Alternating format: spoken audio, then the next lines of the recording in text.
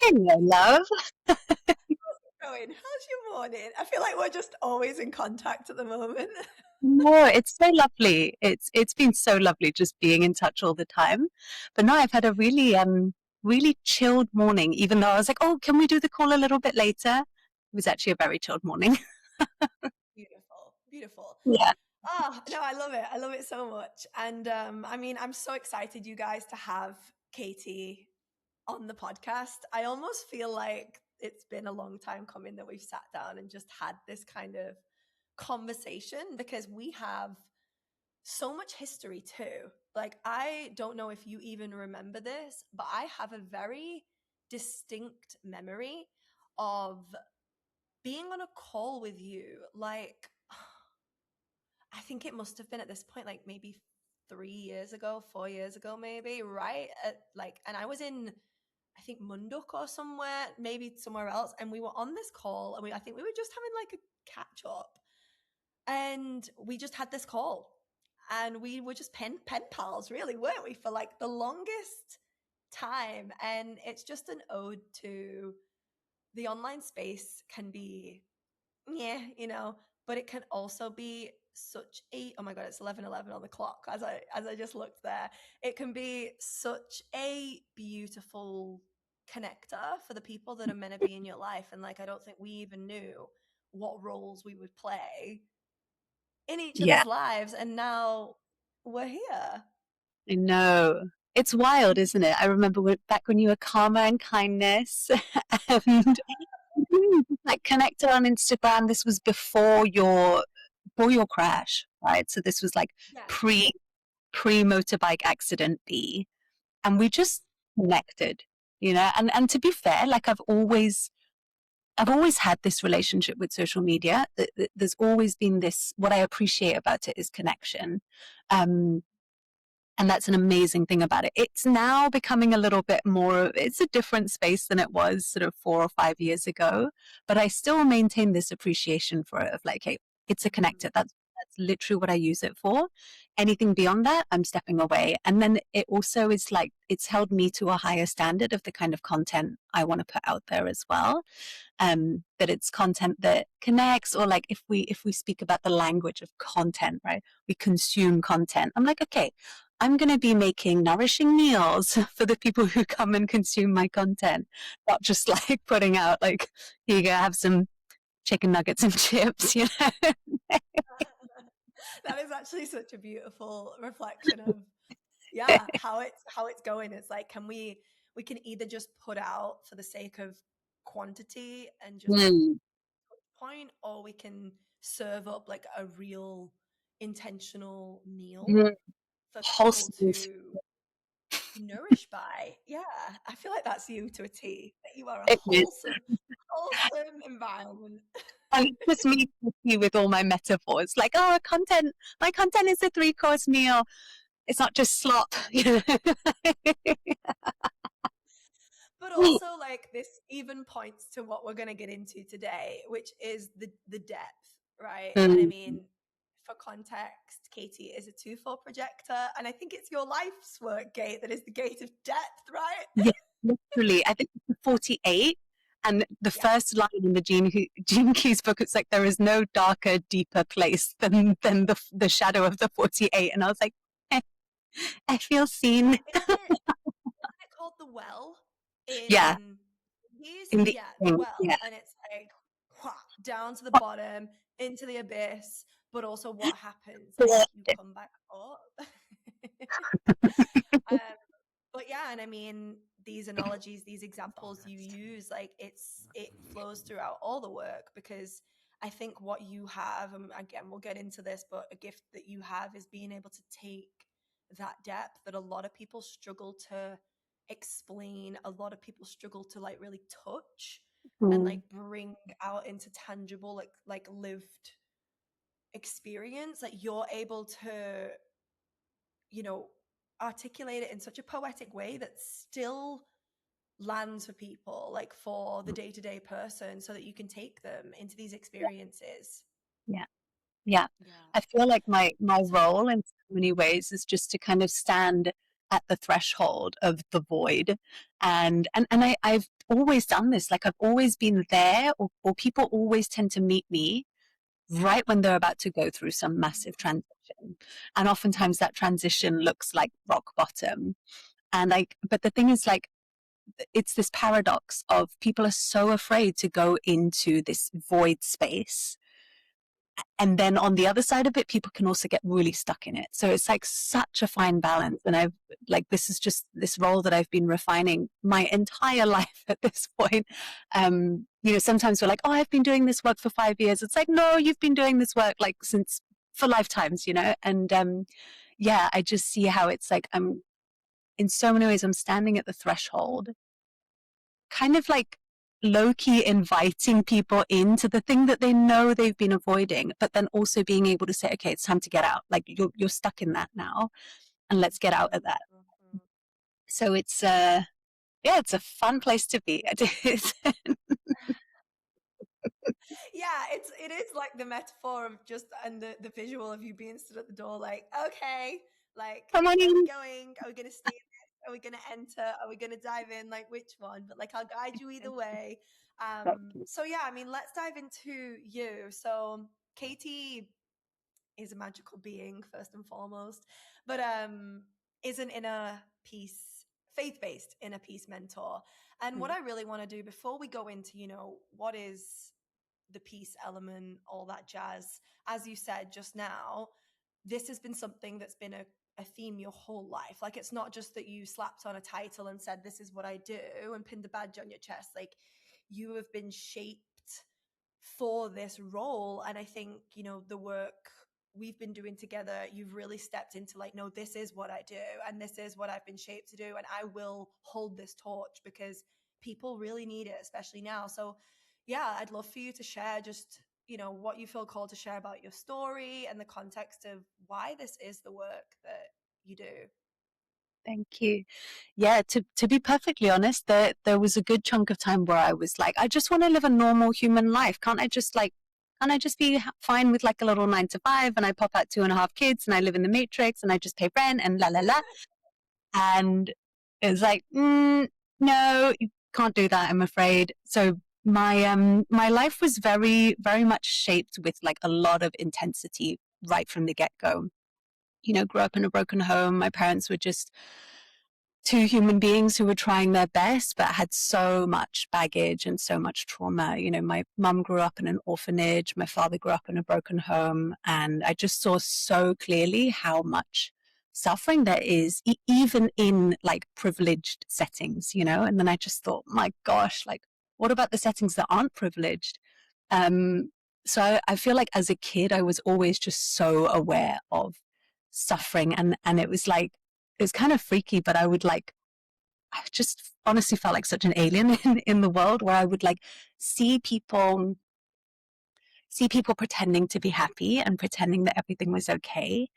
And deep down, everything was just like falling apart. So it was quite like a obscure way of seeing the world as a kid. And you're like, what? But I remember when I was maybe about 5 years old, I had like really this moment of recognizing my inner being, or like my true self, we could say. And it was so peaceful. I was 5 years old.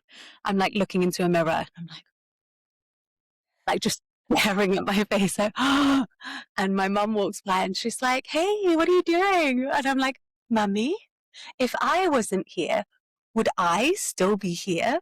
Right? Like, can you imagine your 5-year-old child saying this to you? I'd be like, what do you know? Tell me what you know. Yeah, we've got a real one here. Let's. She's been places. My mum probably, bless her, was like, do you want some juice? Like, are you okay?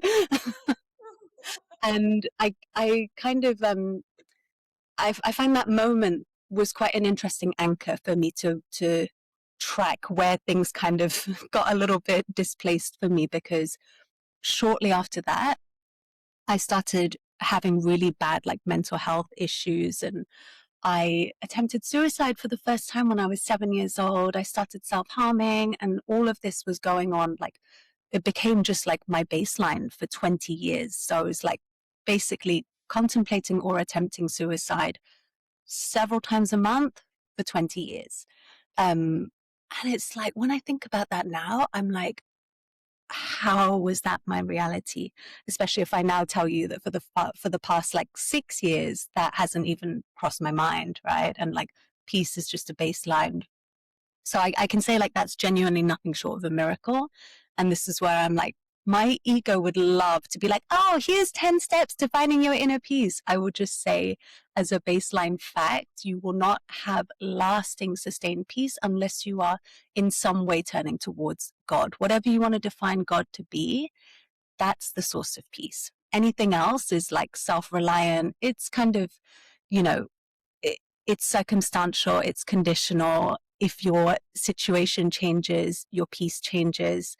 So I really feel that like my life just shaped me into finding that place where I could deeply, deeply rest. And I couldn't make sense of the fact that suicide was such a huge theme in my life. I'm like, how do you explain a 7-year-old trying to take their life? That doesn't make any sense. And I was like a big old spiritual seeker trying to figure out all these things, like, why is there so much suffering? What the fuck is wrong with the world? Oh my, why are we here? Who are we? What is this? Right? And I remember I had a friend who was doing like a clinical hypnosis case study thing. And she was like, hey, I just really want to offer you these sessions. So I was like, okay, let's go for it. And I basically, I don't know, I can't explain how all these things work, but I had this sort of like past life storyline come up about having committed suicide in a past life. And I'm not so huge into the past life, blah, blah, blah stuff, but I see it can all have its place. You don't need to get so identified with it. But the storyline that felt really true, and it still feels really true now, is like, let's say in that lifetime, I decided to end my life so that I could find peace. And what I was shown when I saw this story was like, okay, you died and you had a moment of peace, and then you came straight back because your destiny is to live in peace. And it just like blew my mind. I'm like, I used to walk around graveyards and I would always see like, these tombstones that would say rest in peace. And I was like, I just want to die. I just want to rest in peace. I'm so stressed, like, I laugh about it now. It's like so bleak. Yeah. For people who are listening to this podcast, like, trigger warning, but spoiler alert, I'm fine now, really happy, full of life, fully alive. But really hit me. I was like, why are we reserving peace for something as the afterlife, right? Like, actually, there's a possibility of living in peace. And yeah, so that's that's a little backstory to where I am now. And I think for a few years it was really about like just soaking in this for a while and really getting to a point where I could truly trust, okay, this isn't just a moment of life being good and everything's going to be snatched away again. That's how it felt for a long time. And I'm sure so many people can relate to that kind of like up and down roller coaster of life. So for a few years, it was very personal and very intimate. And now I'm at the point where it's like, I can't not share it. And I spent a bit of time considering, like, no, I'll just live my happy little peaceful life. And God was like, that's extremely selfish of you. You think it's all about you? It's not. I'm just gonna say yeah. So, yeah. Beautiful. And I mean, yeah, it's like you said, I will put a trigger warning on the description Yeah, of this podcast just to make sure. But I think it's really inspiring. I mean, you've told me this story a few times now, and even hearing it again, it's just like you can't fathom how you 7 years old would have felt, and it's not coming from a place of like, oh, sympathy. It's like, no, genuinely to be able to look at the world and be able to feel and see. And I know that so many people have experiences like this where they just can't perceive how things are moving the way that they are and then it's so confusing that, well, I just want to turn it all off. I don't know. I like, ah, but like you said, it's bigger than just the experience, because you've tried to not follow this thread. And it's like, no, you think you went through all that for just shits and giggles? Like, absolutely not. No, no. Um,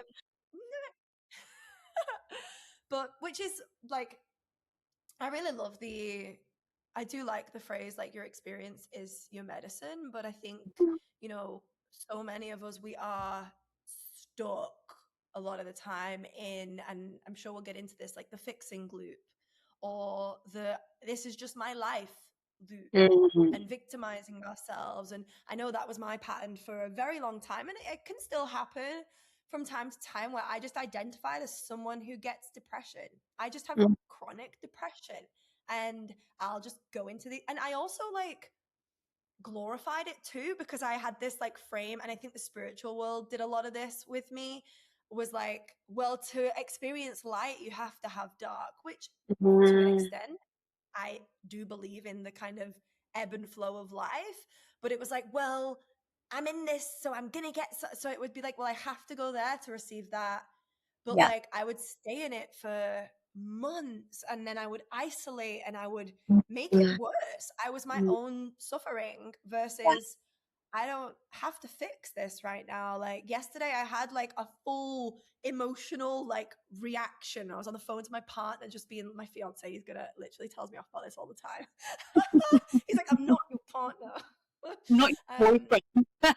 yeah, I'm on the phone to him, like crying and crying, and he's like smiling. I'm like, why are you smiling? He's like, you'll be okay tomorrow, won't you? And I'm like, No. yeah, but right now, like, no. But I would stay in that for months in the Yeah. past. And Yeah. I think, all of us, especially the deep feelers that have Mhm. magic to bring to this world, we're experiencing some level of that, right? That's Some level of either feeling like we're always needing to fix, feeling stuck, when will it ever end? And mm, so I want to like segue this, and thank you so much for sharing that, but into, so peace, mm, the word peace, the feeling of peace is a big thread in your work, path to peace, right? yeah. Tell me about, I just want to open this up, I don't even want to like give it like a framework, but Yeah. why peace? And also, what is the, you know like you said, you wanted to rest in peace, because Mm, peace as a statement, as a definition, is like this feeling, like this mm, Eden, which again we'll get yeah. to. Bliss, peace. You go for a massage, you feel peace. But Mm, also there's a temporary element to it for a lot of people. And so, when did peace as a concept come into your reality, and what is path of peace? yeah. Wow. Yeah. So I think like I love the language path of peace, and this arrived as really as an answered prayer a few years ago, and it became such a guiding light. And I was like, when I first heard it, I was like, wow, path of peace, not path Mm. to peace, like path Yeah. of. And there's a quote from Thich Nhat Hanh, who's this beautiful he passed away a few years ago, this beautiful Vietnamese monk. And he says, peace is the way, right? It's not this goal. And I think when we look at it as a goal that needs to be attained, um, we limit it a lot. We limit it to Yeah. something that feels at the pinnacle, and it feels temporary, and it feels fragile, and it feels like this great big thing that we have to earn. And that can be one expression of peace. And whenever people come into my field, one of the first things I will ask them is like, what comes up for you when you hear the word peace? And I think it's so important that we start there, and we actually come to a space of zero when it comes to peace. Just say like, I've never known a moment of true peace in my life, right? Like just start there. And I think for me, yeah, growing up in, oftentimes like we tend to seek the opposite of what we experienced, right? So I experienced chaos, chaos and not peace. Probably couldn't even spell the word. I'm like, peace of, Piece. Um, so I would say it actually came through, gosh, we started seeing a family psychiatrist when I was like 7 years old. So I'd been in the therapy world for many years.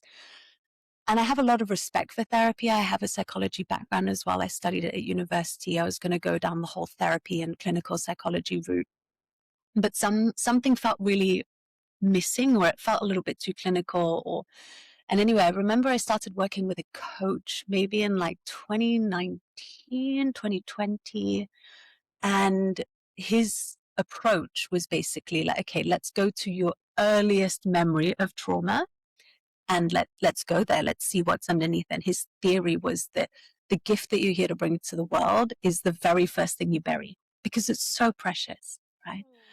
I loved it. It was like, so he had this whole program that was like 9 weeks long. Within the first 45 minutes of our first session, we got to where we would have been at the end of 9 weeks. And he was like, okay, what do you want to do for the rest of the 8 weeks? I was like, so what we discovered was like, when I was younger, my mum said I was literally like a Buddha when I was born. Like I was just, you could just sit, as soon as I could sit up, she could just sit me in a room and I'd be like, just like sat there. Am I crying? There's literally pictures of me just like, and, but then a few years in, I started getting real angry and I had this really insane temper. My parents would call it the red mist. And so ironically, a lot of my journey has been like anger, right? Which people Yeah. think is like the opposite of peace. Um, Right. some things to say on that actually, but anger is always reactionary. Anger doesn't happen unprovoked. And so this anger that I was displaying was really in reaction to all this stuff that was happening. But anyway, with this coach, I was really like, yeah, I need to figure out this anger. I need to fix this. Like, and he realized that the anger was there to protect the peace. And I was like, whoa. And so that's kind of where it started. This was the first time that it was like really deeply unveiled to me. But I had always Mm. been like in the periphery, very drawn to figures of peace, right? Super interested in monks, really, really connected with Guan Yin specifically, this like goddess of mercy and compassion. And she sits on this beautiful lotus flower. And I just was always so intuitively drawn to that. But when that word appeared in my field, I was like, oh my gosh, this is it. And I had always been, and that was sort of around the time that I started connecting with Christ, right? I had this encounter with Christ. And up till that point, I'd been more like cosmos and source and spirit and consciousness. And I had this I had this real seeking tendency of like going down rabbit holes and like figuring everything out and then getting to a dead end. And I assumed, just knowing my own tendencies, I was like, oh, I'll probably be really fascinated with peace for like a year or something, and then I'll find something else to be excited about. And no, it's literally been like probably coming up to 7 years now, and I'm just it's still showing me deeper layers of what peace truly is. And um, I'm not here to talk about these fluffy concepts of like, oh, I had a great day and so I feel at peace. Sure, that can be an entryway and that's something for sure worth celebrating. But I'm like, okay, what does the path of peace look like? I.e., what would it look like for peace to be the baseline, the ground that you walk upon? And I shared this on my Instagram the other day. I was like, I have a theory that like old paradigm of like exploring consciousness. At one point, inner peace was the ultimate pinnacle of consciousness, right? To attain inner peace was like the highest possible state.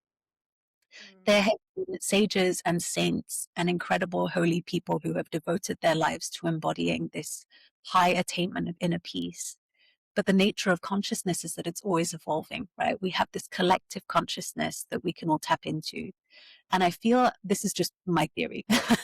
You can't Google this, right? But like, I feel there have been enough people in the body of humanity that have attained that level of peace that it is actually available for us now. It's always been available as a frequency to tap into. But if we talk about the new paradigm, the new earth, heaven on earth, I literally see peace as the ground that the new earth is built on. right? Whereas old paradigm, it's like we're reaching up, like, please, I just want a moment of peace. And we can say, like, we've transcended, we've ascended, so that this now becomes the ground that we walk on, the path of peace that we walk on. So Yeah, yeah. totally. And I think this is like where, and I love how you describe it, because I think, our world in general, we're very 3D and we're Mm, very external seeking by nature. I think there's a lot of conditioning there. And so even with the peace, it's like when I'll have peace. When I buy mm, the car, and it's actually like, and you probably know more than me, but I was reading a book the other day, and they tell a story in this book, well, listening to a book, and it tells a story in this book. And anyway, I was like, I think I recognize this story. And then it was the story of Buddha. How mm, isn't mm, it that Buddha was like born into riches, but he was kept in his like castle, and his father like didn't want him to ever experience anything bad. And so he had this like perfectly by label peaceful life and mm, rich life, prosperous life.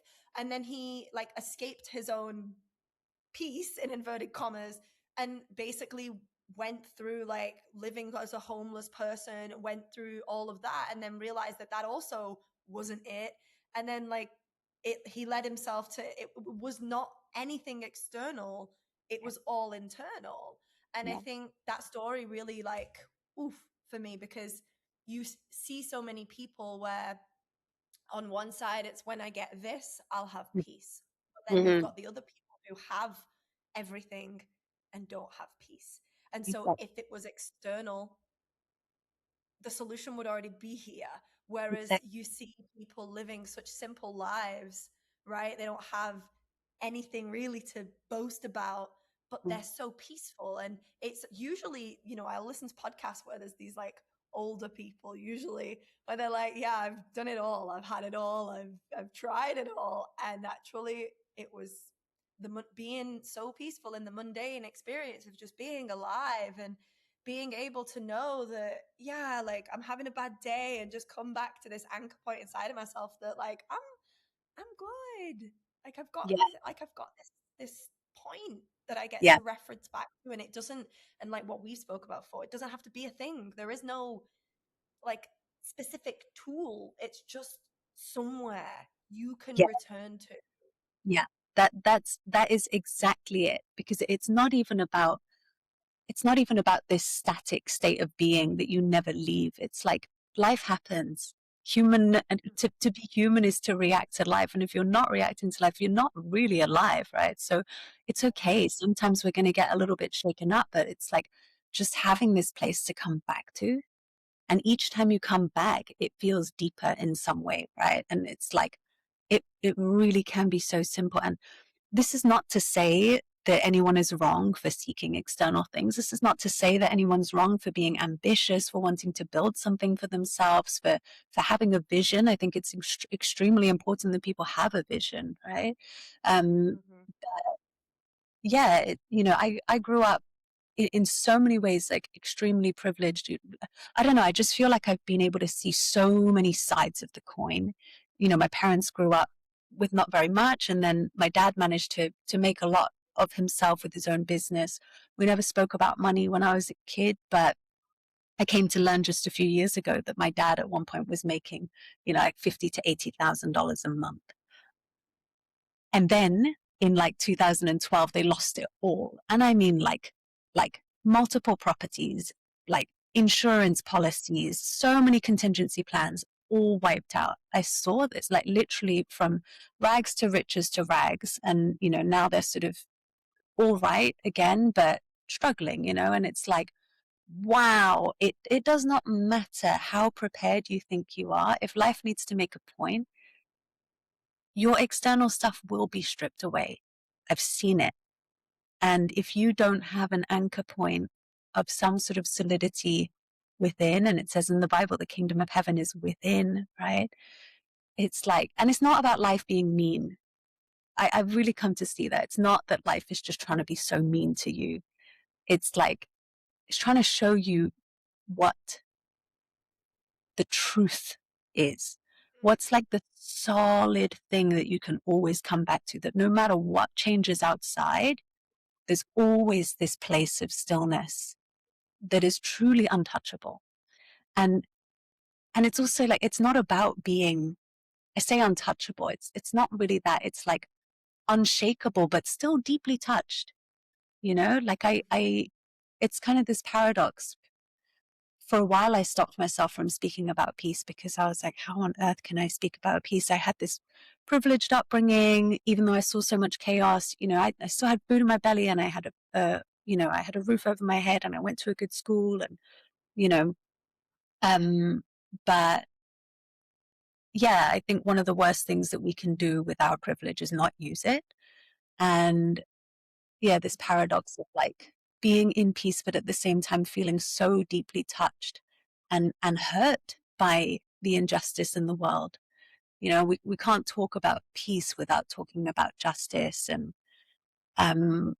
yeah, it's a really, really, really deep topic, but I also just see how powerful it is. And if we're going to talk about world peace, we have to understand, like, it's not that one day the world's suddenly going to be peaceful and then we all feel peaceful, right? It's like a result of everybody coming into that space and amplifying that Yeah. together.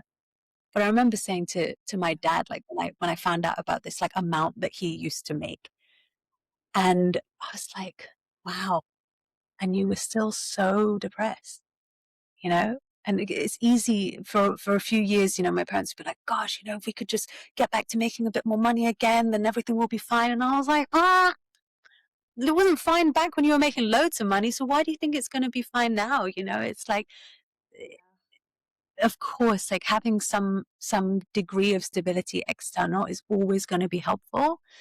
We need to have a baseline of that external safety, but really like the thing is like it's that internal conviction.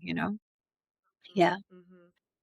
Yeah, absolutely. I definitely had that kind of bit of a lesson about a year ago where I realized the difference between being rich and feeling prosperous.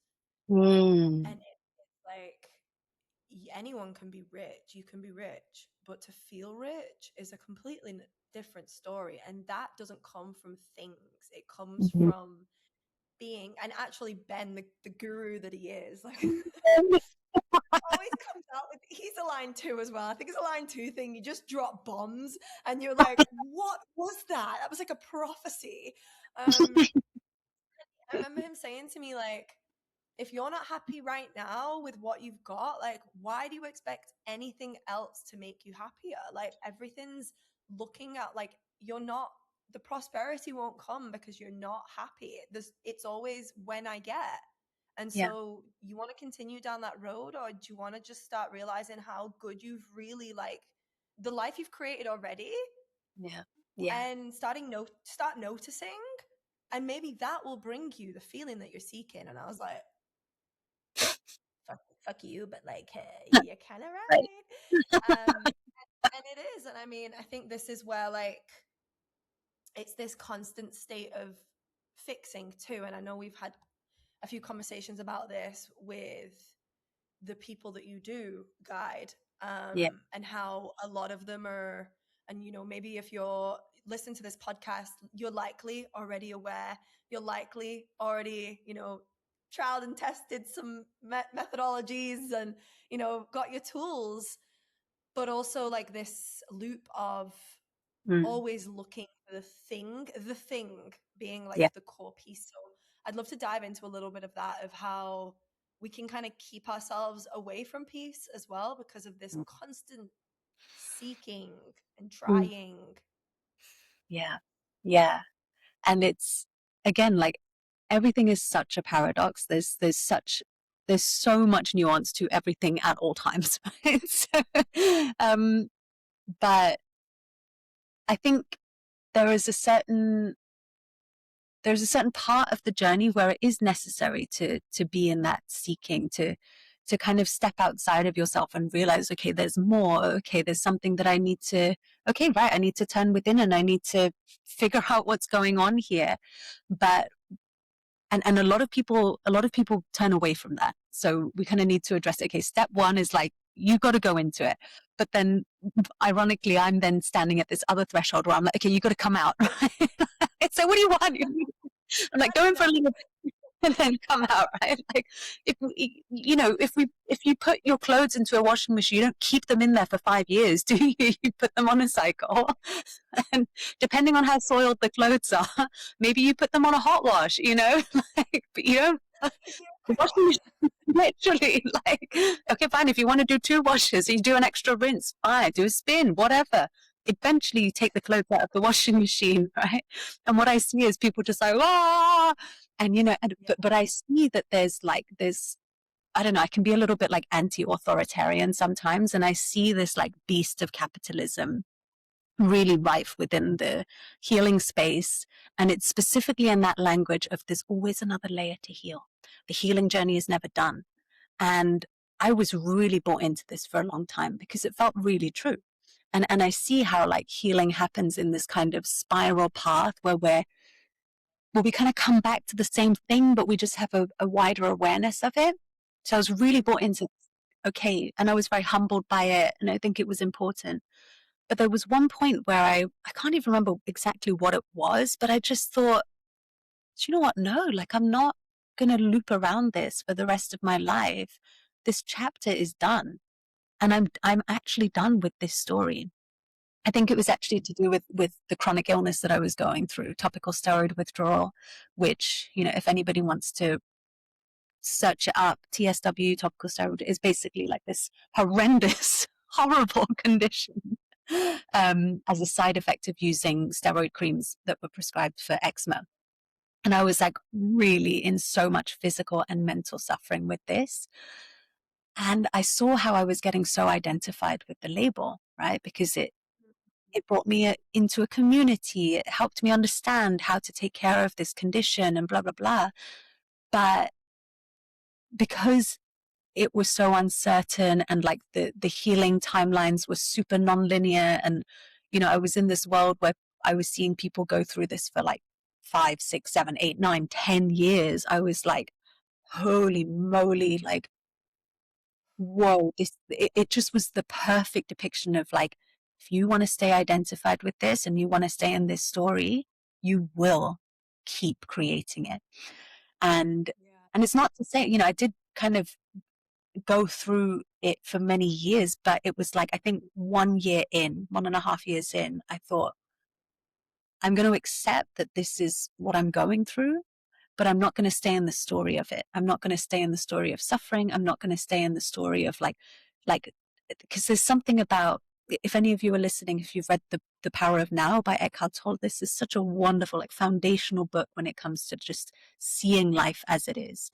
And we have this pain body that is just addicted to suffering, like truly just feels alive through suffering. And it's really, really sad. But when you have the awareness to see how this part of us operates, you see how it feeds off the loops, and you can see how there are these agendas that are like, okay, if I can feed the loop, we can keep people in it and we can keep them on the hamster wheel, because nothing is ever enough. It's never enough, never enough, never enough. And the only thing that keeps you on that loop is if there's a part of you that believes that there's something wrong with you, right? And this is actually the story. This goes all the way back to the fall. This goes all the way back to the story of the serpent in the garden, where God had told Adam and Eve, don't eat that. You can do whatever you want, don't do that. And who knows, maybe they were in the Garden of Eden for eons, right? They were just having a great time. And then one day the serpent came along and was like, are you sure God told you not to eat that? And Eve's like, yeah, he said, if we do that, we're going to die. And the only thing that the devil, if we want to use that word, can ever do is tempt you and make you believe something that's not true, right? And in that story, literally all I see is like, in that moment, Eve believed that she was lacking, because the devil said, oh, if you eat this, you will become wise and you will know about good and evil. Right? And in that moment, she was like, oh, I'm not wise and I don't know about good and evil, so I want that. So this is where you can identify if you're in a loop, flip it, right? In the loop, you're trying to search for something, but the only reason you would be searching for something is if you believe that you don't have it in the first place, right? So flip it on itself. What are you looking for? And go within and be like, okay, I right now believe that I am lacking peace or abundance or whatever it is, right? And that starts its own little like healing process. And there's a scripture that I absolutely love when it comes to this loop. And also think about, where is it? I have a tattoo somewhere. Oh, hang Let me on. find it. My ass cheek. This is called Yeah, a unomi, right? I And have keep, one here. yeah, okay, perfect, right. Look at that, right? The Look at my scripture, yeah, pretty look at my cleavage. The scripture is trust in the Lord with all your heart and lean not on your own understanding. In all your ways acknowledge him and he will make your paths straight, right? Mm, When we are like looping, um, this moment of just turning it back on yourself, right? Well, you're like running on the hamster wheel, running on the treadmill. Stop it for a second and literally flip it over. You know what you're looking for. You know what you're going towards. Flip it around and ask, what do I think I'm missing right now? That is the thing that can actually break the loop and change that path from being like going around in circles to actually breaking out of that, right? Yeah. yeah. You actually, I was like, oh yeah, I've got one as well. And what I love so much about that symbol is like it's messy and then it's like whoop, whoop, Yes. straight. So it's like from the mess, like you're kind of in the labyrinth and it's like, whoa, which way? What do I? And then it's a little bitty and then whoop, like, Yeah. Yeah. okay. And you're right. You're so, so right and I think it just takes that moment, right? Just the moment to be able to go, ooh, wait, like I recognize that this is the loop I want to run into. I recognize that this is the suffering I want to choose because it's familiar. I recognize my need to go find something to soothe this, Mm-hmm. but I have what I need. I've got this I've adopted it and I don't know when it started, but it's helpful. I think it's like a reparenting, to be honest. And whenever I'm feeling really overwhelmed, I've defaulted to just I'm like, oh, like okay, and I almost like baby myself a little bit, and then I'm like, all right, like what's going on? What's really going on right now? And it's like, I just want this, or like I just and the girl in me comes out versus the me right now. It's like, oh, there's not enough people, or I'm not me, or all these tangible things that I think is the problem, but really it's I just like I want to. And it's like, okay, so like, why can't you have that right now? Should we go do that right now? And it's almost like taking your own hand and Yeah. being like, you're good, it's all right, Yeah. Yeah. and you don't need anything to do that. Yeah. And sometimes I just wonder, I'm like, is this just part of growing up that we just like, figure out how to take care of ourselves a little bit better? I think that could be part of it, but it's also like, again, there's so much to be said for the process of being in the loop and all of that, learning these tools, learning to relate to yourself in a way that's more compassionate, learning to understand yourself. But you need to draw the line when you can notice that you're kind of like fixing and processing and analyzing more than you're actually living your Yeah, life, right? yeah, Like yeah, you're not actually just enjoying the moment. It's like every moment becomes a sign for something else. And oh, that's pointing to this. And oh my God, this healer and that session and da da da. It's like that is amazing for a little while, right? yeah, And, but remember, like that's not the end goal. The end goal is that you're actually living this life. And as we said earlier on, like the richness is truly in the simplicity. And I cannot tell you how much I value peace. Like that is the most valuable thing for me. yeah, Like truly, that yeah. there's no money in the world that I would pay all the money for peace, I But want I to also speak. wanted to speak when you pointed out about the Unalom, right? It's like the spiral and then this bit. So you said earlier on about how you would get in these depressive states and then you would kind of like cling in that space, like stay in that space. And there's this language around like, okay, you can't have the light without the dark, which again, like in this reality that we live in, that is polarity and duality, it is true. And I remember receiving this image so many years ago when I was in the same place where I would get in these like depressive states that would last months. And it didn't help that I was living in the UK and like you wouldn't see a drop of sunshine for like 3 months. Like, but I remember standing in front of this, and the clock pendulum thing was swinging from one side to the other. And I just had this image of like, wow, I'm like stuck on this one side Yeah. and I'm holding on to this. And or when I would have these moments of being happy, I would like try and cling so much to that. And I'm like, you just gotta let it move, you know? And then life kind of showed me this image of like, you're not stuck on this pendulum. You're not on one end or the other. You are experiencing all of it. And so much of our reality is governed by identification and perspective. Yeah. So identification is literally, where are you placing yourself on that pendulum, right? Like, do you think you're literally in it? Do you think you are the clock, or do you recognize that you are the person looking at the clock? You know, that you are outside of it. And for me, that's what this true peace feels like. It's peace is the frequency that can hold everything else, right? Like I've put this to the test. It's like, when we're talking about surface level peace, no, this is quite the opposite. It's very fragile. It's like anything can disturb it, right? It's like one single sound, you're like, ah, my peace. Right? But when we talk about true peace, and I mean like peace, the peace of God, it Yeah. is like, just imagine that you are leaning back and you're going as you lean as far back as you possibly can until your back rests against a wall. Mm. That's what this piece feels like. It is like basically the capacity to be with all of life as it is.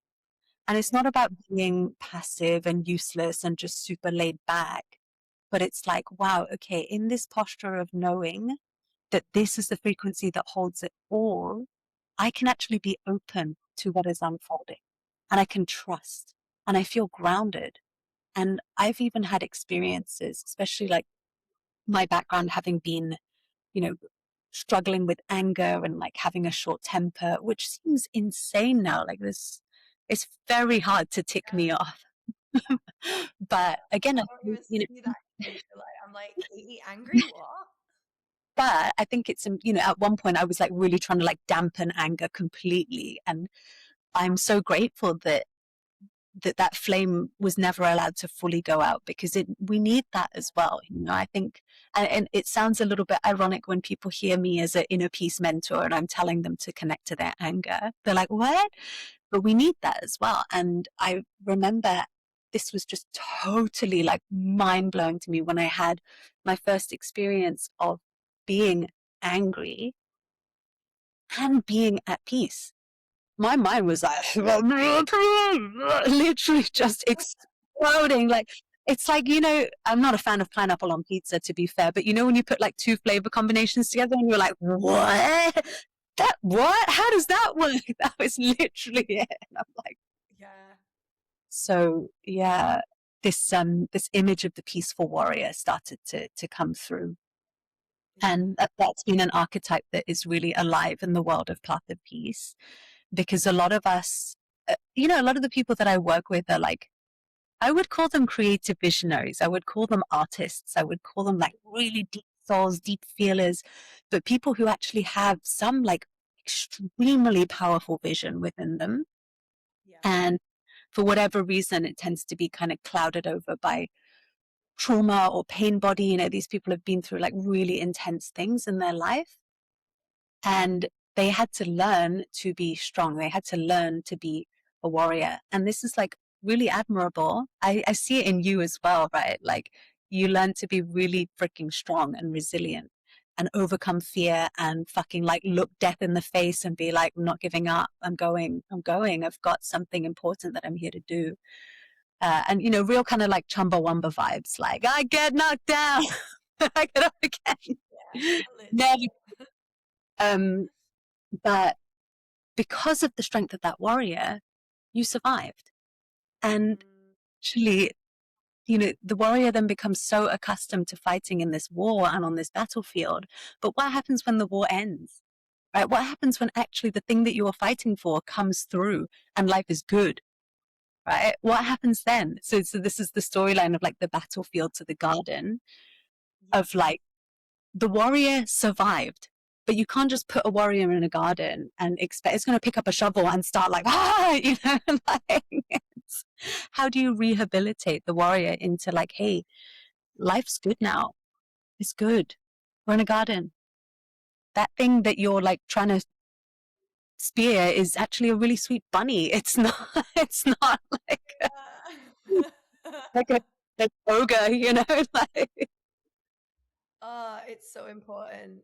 And that's exactly actually what I've been moving through recently. Like I have just invested in, I don't know if I told you this, but I invested in EMDR therapy to reprocess because I mean, I've done a lot of work, but I've never really I never really got the support post. Again, it's this I'm a warrior, I'll fight through it, I'll buy the manual bike to prove that I mm, can get back on the horse and probably just make my trauma worse, but and it's only been recently and I actually had this breakthrough.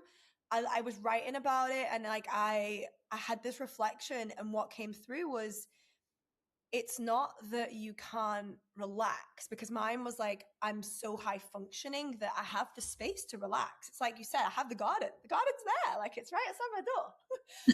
But I'm relaxing, and when my therapist said to me, "So how do you relax?" I was like, "Well, I like will take my laptop to the garden." She's like, "What the fuck?" Oh, I'll take my foot. Like I'll go read on the Lilo. She's like, "But you're still so. Do you ever yeah. like just relax?" And I was like, when I go for a massage. And she's like, okay, all right. And she's quite a like blunt person, which I'm glad for. I need that. And she was like, so what I'm hearing is that you like to control.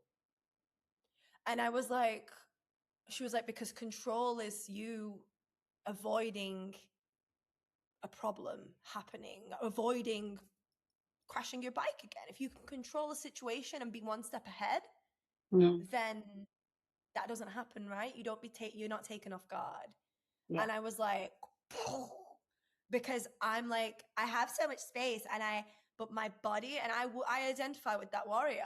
I Mm, identify with you've put me in Eden. Like I've created an mm, amazing life, but to be able to really lean back is a struggle for me. Yes, mm, I can take the space. Yes, I like do things now that I wouldn't before, but yeah. and I can talk to myself about it, but it is a struggle versus like there will be someone else who struggles to work, right? Like because work has become it's everybody's different. But when I realized that, I was like, oh my God, it's not even just the trauma from like it's the patterns I've now created around that event Yeah. Yeah. where I y- can't take off the armor. No, no, Yeah. no. Like if I'm naked, I'm in danger, Mm, yeah. you know? And this is where there's always so much compassion for why we are the way that we are because it makes perfect sense. The psyche is so intelligent. It's just constructing whatever reality and mechanism that it can to keep you safe, right? And it's a beautiful thing. It's a powerful thing, but it can also really get in the way. I'm so happy to hear that you're doing EMDR, by the way. It's an Yeah. incredible modality. Like it helped me a lot as well. And I truly have so much respect for all these different modalities. And at the same time, like the goal, if there ever is one, it's to really be able to, and this is like really, it's such brave work to go into life unarmored. Yeah. And I Exactly. think that that's the only definition of freedom, to be in life unarmored. And it's not Mm, like hard and fast, intense, expectation that we need to hold ourselves to. It's like, I see it more as a soft invitation. Like, can I allow myself to be unguarded in this moment? yeah. Can I allow myself to just rest in the knowing that I actually am safe and that I don't need to control? And to be honest, I've never been in control. And yet, if I were to look back, yeah, sure, there's been shit things that have happened in my life. And somehow I'm still here. Yeah. still here. Yeah. Right? So surely there's something that's guiding me. Surely there's something that's got my back. And I can attest to the fact that, it's like whatever you believe, that is truly what you see in your life. And I can tell you, the moment I truly realized, and it's not, people will hear me talk about God, um, and I do so because I would be lying if I didn't, right? I would be lying if I gave any credit to anything else other than God working in my life. But when I speak about God, I speak about a direct relationship and a felt experience of what is true in my life of how God is working, right? Like how I have literally with my own eyes seen and with my own body felt and in my own direct experience witnessed God moving in my life. And when you see that and you believe it, or when you believe it and you see it, this like fully changes your life. And it's not about bypassing, it's not about being like, oh, it's okay, it's just in God's hands. Like something about that changes you, the way that you relate to life, the way that you just, I don't know, it's like, how like, for example, if you're out with your partner and he's like big and strong and he's all masculine and like you just feel safe, right? Like you don't even have to think about, like, I don't even have to look at the road as I cross because he's got me, Yeah. right? Like, And I probably should, right? But you'd say, yeah. This is sometimes what it feels like. And I would still recommend that people look both ways before they cross the road. It's this energetic of like trust, you know? And yeah. but this is really a process. You can't just wake up one day and be like, I decide to trust life. We have to understand we've all been through shit. Where our bodies hold the memory of stories that have happened that we have realized and learned, okay, life can be dangerous and I need to figure out how to stay safe, right? Like there's all these pieces to it. But the psyche is a powerful thing, and how we choose to use it. And there are ways that we can literally, like, this is kind of my work with my framework. It's honestly like reprogramming the software in in our psyche to go out of spiraling and actually be in this, like, and it's still a cycle, um but it's just reprogramming the way that we experience life.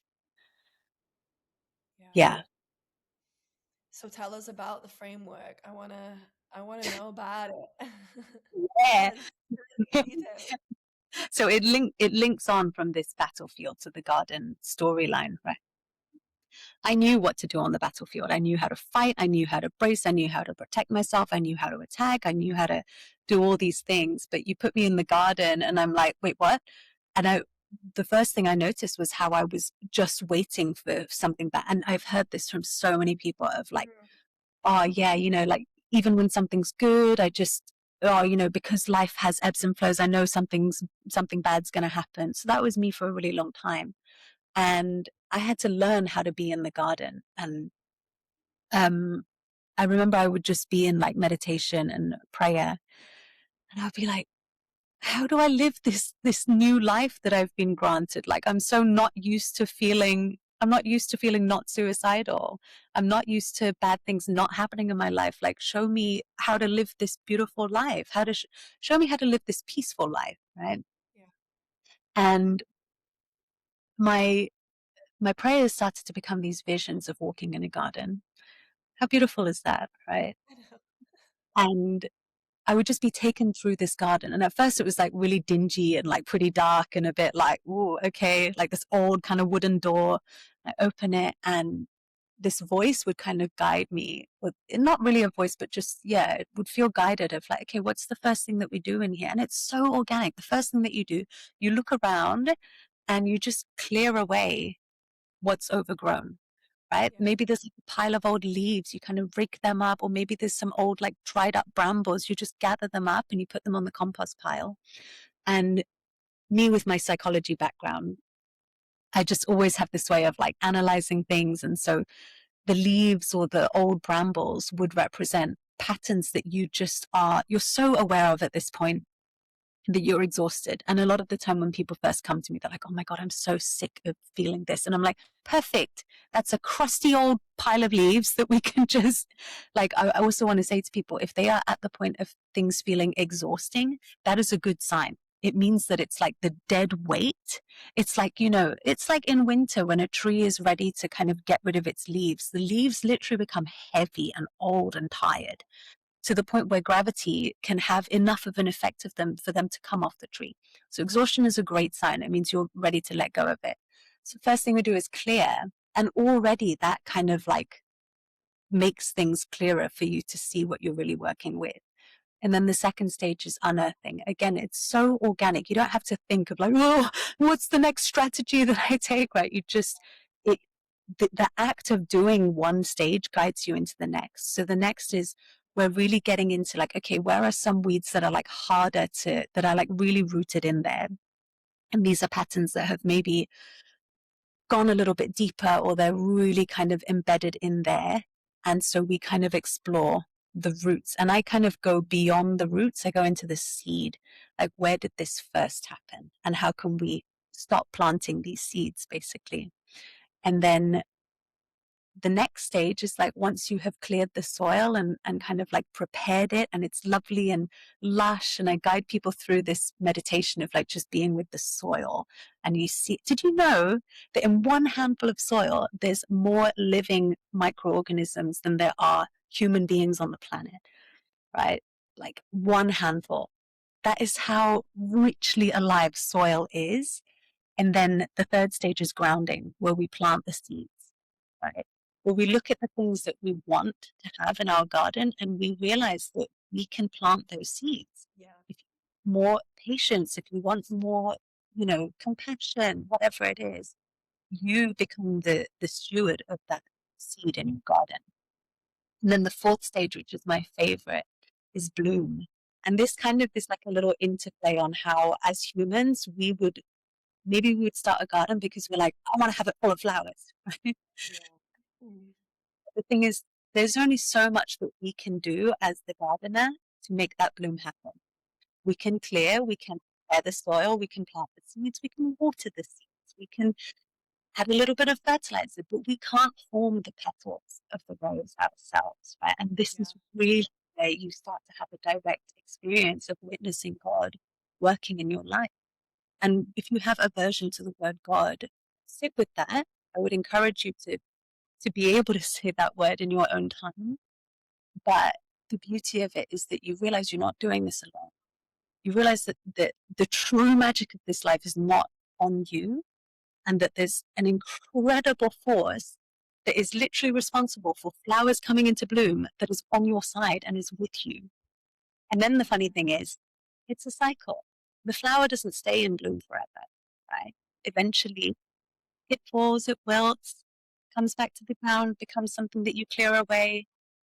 But when we have this framework, kind of, and I go through this in like different ways, either a few months, weeks, but I've literally seen this to be like an actual reprogramming in people's brains of how they relate to life. And so in any moment, they can identify which of the four stages they're in, and they kind of know what to do, but it's very organic, right? It's not like, oh, let me get out my little framework and Yeah. see what I do in stage 3. It's just like, whoa, okay, I'm in an unearthing phase, right?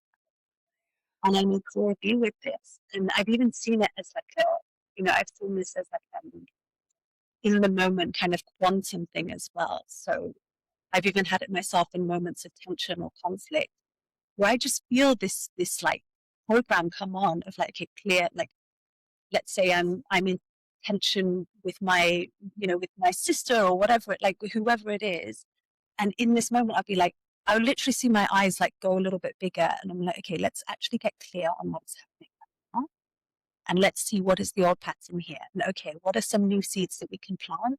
And then I just wait, like I'll literally in that moment be like, okay, there's tension here, blah blah blah, but we can plant a seed of understanding or a seed of forgiveness. And I'm just Yeah. doing this all internally, where it's just happening.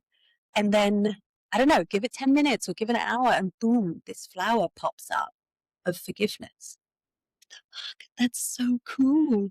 So that's this framework that's been like really alive in my field for the last 4 or 5 years. Um, when you live life like this, because it's it's lovely to think of this idea of like life's a garden now, but like what do you do in the garden? Totally. This is Well, what it's a completely, it's like what you said with the reprogramming. It's a completely new lens. And it is the lens. And I know we've had this discussion before of like it's the lens that when integrated, you learn it once, right? So yeah, like you integrate it and then as you repeat that yeah, method versus losing your shit at your partner, you mm, pause. Now your yeah, relationships become more peaceful. Now you feel more peace in that. You know, yeah, you're able to come back to how do I navigate this each and every time versus just letting yourself be. It's like the warrior in the garden. He sees a bunny rabbit. He's got his sword out versus wait a minute, yeah. I'm not in battle anymore.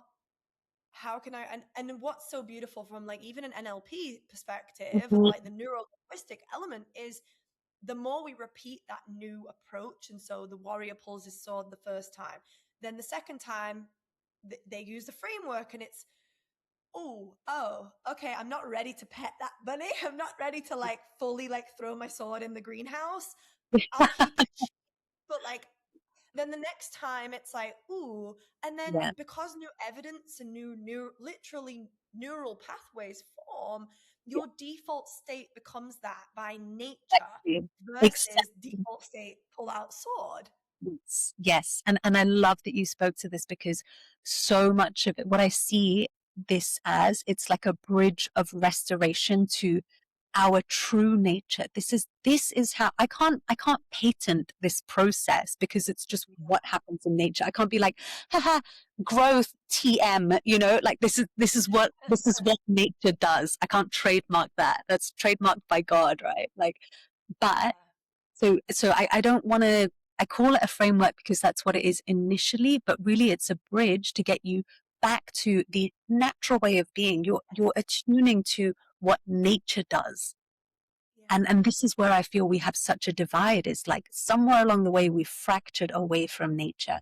We live this life that is kind of sort of like nature, but like a synthesis of it. And we are suffering as a result, right? Like we're not getting truly nourished, right? Like you can see it in the ways we use social media. It's like as human beings, we have a deep need for connection and community, but we're kind of getting that need synthetically met through social media, and we're kind of like in our psyche, we're like, oh, yay, I connected to so many people today. But you haven't hugged someone in 5 weeks, like that's, Yeah. you're not, you're not tending to the body of your being.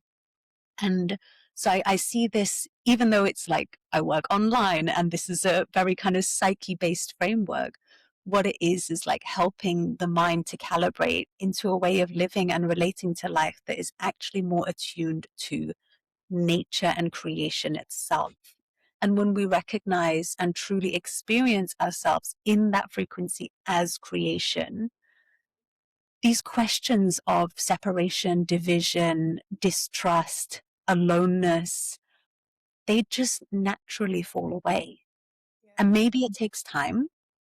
It's important that we allow some things to take time. But at the same time, I have seen this happen really, like, really quick. And this is why you know, I feel this framework is for so many people, but I see its potency in people who are very self-aware, who are, Yeah. I would say, like spiritually mature, people who have been doing the work for a long time and they are super aware of like specific patterns that they're like, right, I'm sick of this. I want to be done with it and get on with it, right? So yeah. It's beautiful, and honestly, you guys, like I've seen, I'm in on this, like watching her create this, and it's just been beautiful to witness and beautiful. It's so needed in the world. It truly, truly is. And yeah, and I mean, so if someone's listening to this, and I'm sure so many people are going to be so resonant with so many pieces. I know I've learned a lot just like being on this and having this conversation with you. How can they dive in with you? How can they be supported and guided by you and this framework? Yeah, so if they follow me on Instagram, that will probably be like the most up to date. And then I will be working on my website, which again, going back to what we first mentioned of content feeling wholesome. Um, Mm-hmm. been working on this with one of my really good friends, and we've really been intending and architecting for it to be like a digital sanctuary. So you'll be able to find all of that through my Instagram when it's ready. And then I'm also launching a group cohort of Eden 2.0. We start on March 15th. And the reason I name it Eden 2.0 is this kind of play on how I believe that humanity is on a collective return to Eden. And when I say Eden, I mean this state of harmony with God and creation, and kind of what I described earlier on of being recalibrated into that frequency of like, okay, me versus nature and creation, and not so different, and we just kind of reprogram it through the psyche. So that is 6 weeks, and I've set it up in a way that is like very spacious. I'm not here to like sign you up to another really intense course. Like the people that I work with are exhausted. So it's like, yeah, it's paced so that each week you get the teachings that you need, really minimal kind of homework to integrate, and then a Telegram group where we can kind of all like riff off each other and support each other. And yeah, I'm really excited to bring this into a space that's more kind of accessible in the group format. And then after that, I will also be opening some more one-to-one spaces, but I pretty much only work in that framework capacity.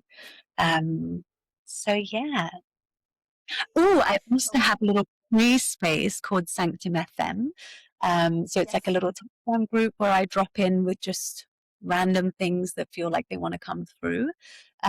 Again, just like taking that responsibility of creating digital spaces that feel spacious and not overwhelming and not overstimulating. So if anybody is looking for a really easy to access kind of podcast style, voice note style space, you can also connect with me on Sanctum FM. Yeah. Beautiful. And yeah, we'll put all the links below in the show notes so you'll be able to Yeah. access all that there. But thank you so much for this, babe. This was jam packed and magical and just yeah, I think just even listening to this, people are going to get so much out of it. So I'm grateful you are here and Thank you hope we so call in like much. 10 16 minutes. minutes. Thank you so much. I love you, and I love seeing you and your work as well. It's so inspiring. And thank you for Bee's my coach, by the way. She's been working with you. It's been incredible. So I'll be filming you a little testimonial in a bit. Thank you so Love much. you.